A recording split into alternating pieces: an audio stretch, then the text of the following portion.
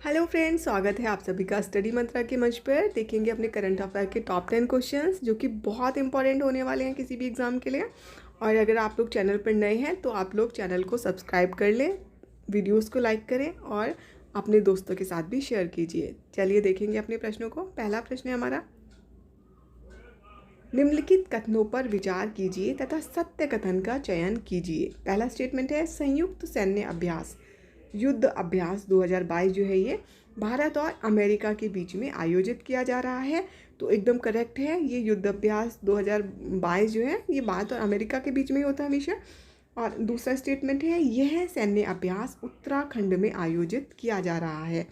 तो ये स्टेटमेंट भी एकदम करेक्ट है।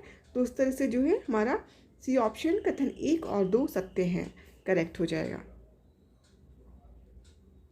एक्सप्लेनेशन देखेंगे इसका, भारत अमेरिका के बीच संयुक्त सैन्य अभ्यास युद्ध अभ्यास का 18वां संस्करण जो है ये उत्तराखंड के औली में आयोजित किया जा रहा है। ये भी बहुत इंपॉर्टेंट है कि कौन सा संस्करण है, क्योंकि आजकल जो है आयोग इस तरह के प्रश्न भी पूछता है कि 17वां है, 16वां है या कौन सा संस्करण है पर्टिकुलर चीज़ का।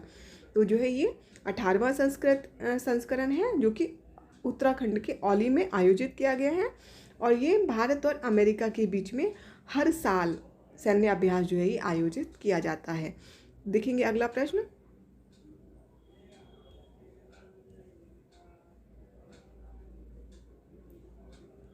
हाँ उसके पहले में और बाकी जो सैन्य अभ्यास हैं वो सब भी देख लेते हैं। तो संयुक्त सैन्य अभ्यास गरुड़ 7 जो है ये भारत और फ्रांस के बीच में आयोजित किया जाता है। ये बहुत इंपॉर्टेंट प्रश्न है, बहुत बहुत इंपॉर्टेंट है, क्योंकि हमेशा यहाँ से किसी ना किसी युद्ध अभ्यास से संबंधित प्रश्न आता ही आता है। ठीक है, तो जो गरुड़ 7 है ये भारत और फ्रांस के बीच में है। और एक है गरुड़ शक्ति, तो वो गरुड़ शक्ति जो है भारत और इंडोनेशिया के बीच में संपन्न किया जाता है। ठीक है, तो कंफ्यूज नहीं होना है, गरुड़ शक्ति और गरुड़ 7 जो है ये दोनों अलग अलग हैं। मतलब 7 तो नंबर दे दिया गया है, तो मतलब बेसिकली जो नाम है वो गरुड़ है। तो गरुड़ जो है भारत और फ्रांस के बीच में होता है। और संयुक्त सैन्य अभ्यास जो है ये टाइगर ट्रम्प, ये किसके बीच में होता है, भारत और अमेरिका के बीच में आयोजित होता है। और संयुक्त सैन्य अभ्यास जो है जिमैक्स ये भारत और जापान के बीच में आयोजित किया जाता है। और संयुक्त अभ्यास गगन स्ट्राइक जो है ये भारत का अपना है, जो कि भारतीय थल सेना और वायुसेना के बीच में आयोजित किया जाता है। और सैन्य अभ्यास जो है वज्र प्रहार है ये भारत और अमेरिका के बीच में आयोजित किया जाता है। बहुत इंपॉर्टेंट है, कई बार पूछा गया ये प्रश्न। और संयुक्त सैन्य अभ्यास एक्स विनबैक्स जो है ये भारत और वियतनाम के बीच में होता है। भारत और वियतनाम के बीच में एक्स विनबैक्स होता है। और संयुक्त सैन्य अभ्यास जो अल नजहा है ये भारत और ओमान के बीच में आयोजित किया जाता है। और बाकी देखेंगे संयुक्त सैन्य अभ्यास संप्रीति, तो संप्रीति जो है ये भारत और बांग्लादेश के बीच में आयोजित किया जाता है। और एक्स दस्तलिक जो अभ्यास है ये भारत और उज्बेकिस्तान के बीच में संपन्न होता है। और ऑपरेशन लामिते जो है ये भारत और सेशेल्स के बीच में आयोजित किया जाता है। और द्विपक्षीय समुद्री अभ्यास है सिलिनेक्स है ये भारत और श्रीलंका के बीच में आयोजित किया जाता है। और ऑपरेशन धर्म गार्जियन जो है ये भारत और जापान के बीच में आयोजित किया जाता है। इसी तरह से संयुक्त सैन्य अभ्यास में शक्ति है ये भारत और फ्रांस के बीच में होता है शक्ति। और अजय वारियर जो है सैन्य अभ्यास अजय वारियर ये भारत और ब्रिटेन के बीच में संपन्न मतलब किया जाता है। तो इस तरह से सारे के सारे सैन्य अभ्यास से बहुत इंपॉर्टेंट है, सारे ही याद करने जरूरी हैं। अगला प्रश्न देखेंगे, हॉर्नबिल महोत्सव हाल ही में किस राज्य में शुरू हुआ है। ऑप्शन हमारे सामने है मणिपुर, नागालैंड या फिर असम या फिर मेघालय। तो उसका सही उत्तर हो जाएगा नागालैंड। ये हॉर्नबिल जो महोत्सव है ये नागालैंड में किया आयोजित होता है। इसका एक्सप्लेनेशन लिखेंगे, नागालैंड के हॉर्नबिल महोत्सव का बहुप्रतीक्षित 23वां संस्करण जो है ये 1 दिसंबर 2022 से नागा हेरिटेज विलेज किसामा में जो है ये शुरू होगा। और जो है यहाँ पर भारत के उपराष्ट्रपति जगदीप धनखड़ जो है इस कार्यक्रम की शोभा बढ़ाएंगे। और यह जो त्यौहार है ये नागालैंड की गहरी परंपराओं और इसकी समृद्ध सांस्कृतिक विरासत को जो है ये प्रदर्शित करता है। तो इस तरह से ये हमारा हॉर्नबिल महोत्सव के बारे में हमने देखा। अगला प्रश्न देखेंगे, विश्व एड्स दिवस मनाया जाता है। तो ऑप्शन हमारे सामने है 1 दिसंबर, 5 दिसंबर, 15 दिसंबर या फिर 30 नवंबर। तो इसका सही आंसर हो जाएगा 1 दिसंबर को ये विश्व एड्स दिवस मनाया जाता है। देखेंगे एक्सप्लेनेशन। वर्ष 1988 से प्रतिवर्ष 1 दिसंबर को, कब से? 1988 से विश्व एड्स दिवस जो है मनाया जाता है। और ये एक अंतर्राष्ट्रीय दिवस है जो कि HIV संक्रमण के प्रसार के कारण होने वाली एड्स बीमारी जो है ये, इसके बारे में जागरूकता बढ़ाने और इस बीमारी से मरने वालों का शोक मनाने के लिए भी जो है ये समर्पित है।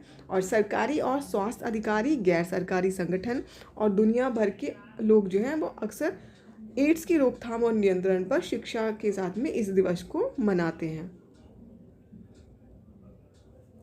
देखेंगे अगला प्रश्न।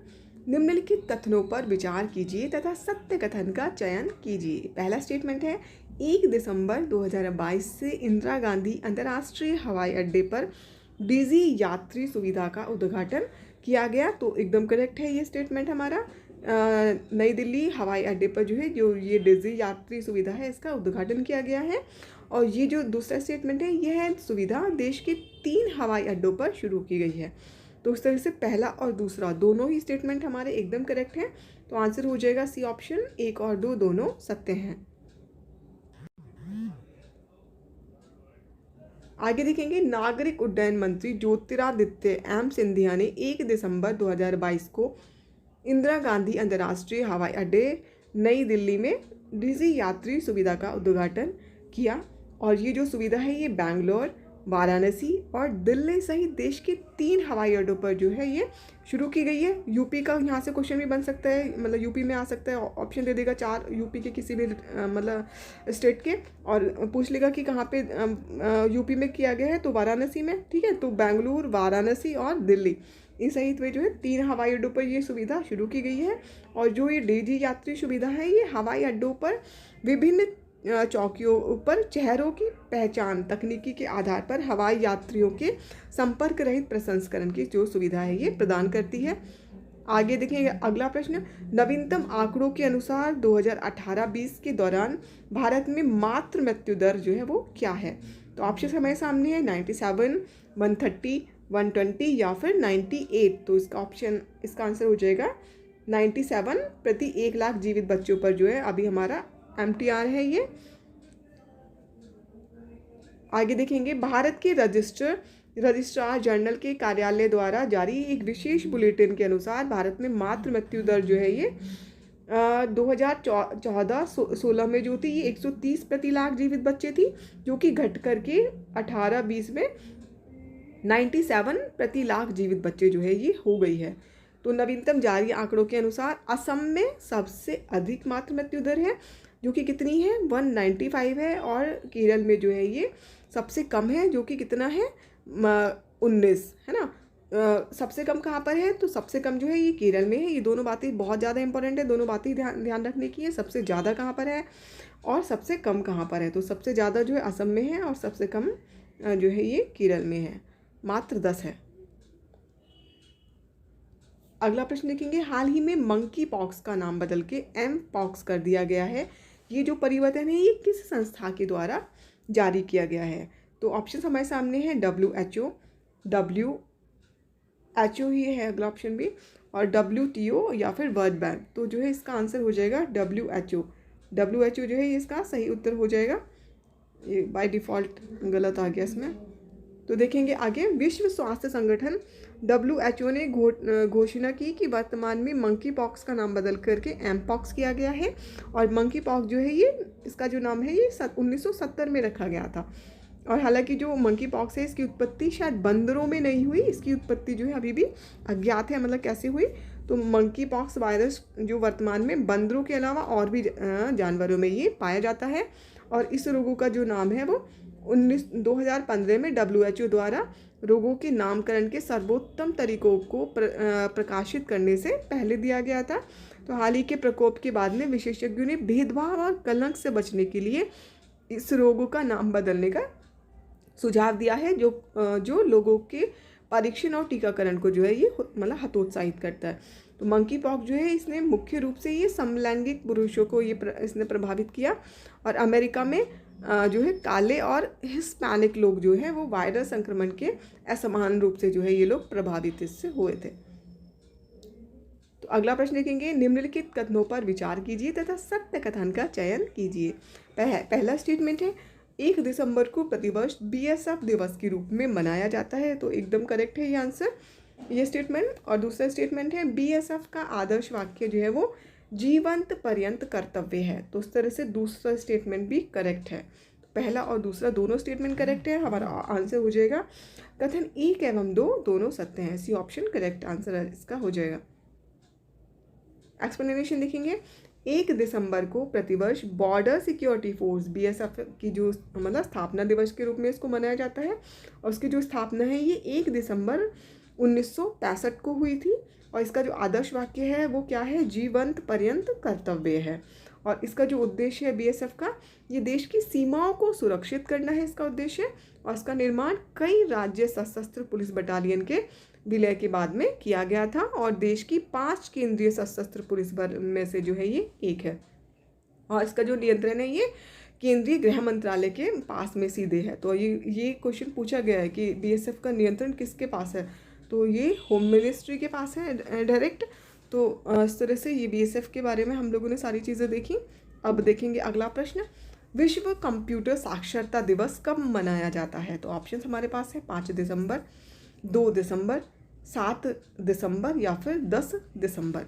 तो उसका राइट आंसर क्या हो जाएगा, 2 दिसंबर को जो है हमारा ये विश्व साक्षरता कंप्यूटर साक्षरता दिवस जो है मनाया जाता है। इसका भी एक्सप्लेनेशन देखेंगे, विश्व कंप्यूटर साक्षरता दिवस प्रतिवर्ष 2 दिसंबर को कंप्यूटर साक्षरता को दुनिया के सबसे दूरस्थ जगहों तक ले जाकर के डिजिटल डिवाइड को संबोधित करने के लिए मनाया जाता है। और जो ये दिवस है पहली बार में 2001 में भारतीय कंपनी राष्ट्रीय सूचना प्रौद्योगिकी संस्थान के द्वारा मनाया गया था। अगला प्रश्न देखेंगे, अंतर्राष्ट्रीय दिव्यांग दिवस के रूप में मनाया जाता है, international day of disabled person के रूप में मनाया जाता है कौन सा दिवस।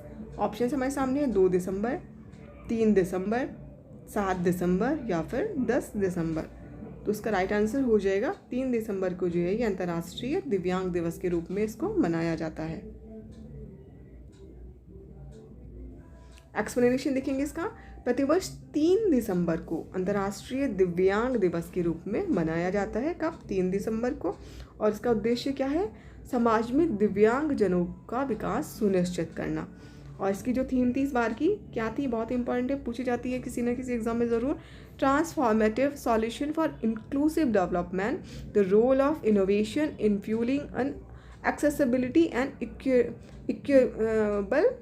Equitable world. और इस दिवस की जो स्थापना है ये संयुक्त राष्ट्र महासभा द्वारा 1992 में जो है मतलब कि हुई है, ये 1992 में 47/3 के प्रस्ताव करके की गई थी इसकी। अगला प्रश्न देखेंगे, भारत के किस केंद्र शासित प्रदेश में देश का सबसे बड़ा अंतर्राष्ट्रीय योग केंद्र है, मतलब हाल ही में बनाया गया है। तो ऑप्शन हमारे सामने है पांडिचेरी, दमन दीव, लद्दाख या फिर जम्मू कश्मीर। तो इसका जो सही आंसर है हो जाएगा जम्मू कश्मीर। जो सबसे बड़ा देश का अंतर्राष्ट्रीय योग केंद्र है ये भी हाल ही में जम्मू कश्मीर में बनाया गया है। बहुत इंपॉर्टेंट है, बहुत संभावना है इसके आने की। देखेंगे एक्सप्लेनेशन, जम्मू कश्मीर के ऊधमपुर के चीनानी तहसील के मंतलाई गांव में भारत का सबसे बड़ा योग केंद्र जो बनाया गया है। और ये गांव जो है हिमालय पर साल के वृक्ष के जंगल जो है उसकी गोद में है। और ये गांव जहाँ से मैदानों और पहाड़ियाँ दोनों एक परिधीय दृश्य है, मतलब परिधीय दृश्य जैसे मतलब प्रस्तुत हो जाता है, एक तरफ पहाड़ियाँ और एक तरफ मैदान, जो कि तवी नदी के तट पर अंतर्राष्ट्रीय योग केंद्र की सेवा जो है ये करेगा। मतलब जो गाँव है तवी नदी के तट पर है, और ये जो नदी है तवी नदी, इसे सूर्यपुत्री के नाम से भी जाना जाता है। और ये जो तवी नदी है ये कैलाश कुंड ग्लेशियर से जो है निकलती है। कहाँ से निकलती है, कैलाश कुंड ग्लेशियर से। और ऐसा माना जाता है कि जो नदी है ये, इसकी उपस्थिति व्यक्ति को जीवन की बीमारियों से छुटकारा दिलाती है। और जो चेनानी शहर है ये सकारात्मकता जो है देता है, और साथ ही चंगा करने वाली जो ऊर्जा है उसको भी जारी करता है। तो उस तरह से हमारी क्विज समाप्त हुई। Thank you so much. अगर आप लोगों को अच्छा लगता है मेरा प्रोग्राम तो प्लीज़ चैनल को सब्सक्राइब कीजिए, लाइक कीजिए और अपने दोस्तों तक भी इसे पहुँचाइए। Thank you.